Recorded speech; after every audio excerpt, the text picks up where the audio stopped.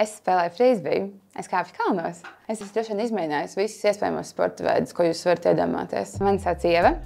PVC es pievienojos kā praktikante, un šobrīd esmu vadītāja nodaļā, kas apvieno konsultācijas un revīzijas pakalpojumus. Mūsu nodaļa sniedz atbalstu klientiem dažādās jomās. Tā skaitā ilgtspēja, kiberdrošība, digitalizācija, iekšējo sistēmu un citos jautājumos. Mans darbs ir ne tikai veikt finanšu pārbaudes kā revidentam, bet arī sniegt grāmatvedības un finanšu konsultācijas, kas nozīmē, ka ļoti svarīgi ir lasīt un meklēt informāciju, lai atkostu katru gadījumu. Es studēju uzņēmējdarbību un vadību, un PVC es pievienojos kā praktikants, un jau praksē man tika uzticēti ļoti atbildīgi uzdevumi.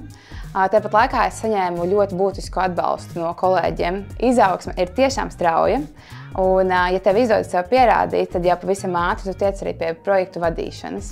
Būtiski ir tas, ka katram ir iespēja atrast savu aicinājumu, to, kas patīk un padodas. Mums ir kolēģi, kas ir mainījuši nodaļu, jo ir sapratuši, ka grib specializēties kādā citā jomā. Tā skaitā arī es sāku darbu revīzijas nodaļā, un šobrīd es strādāju paplašināto revīzijas pakalpojumu nodaļā.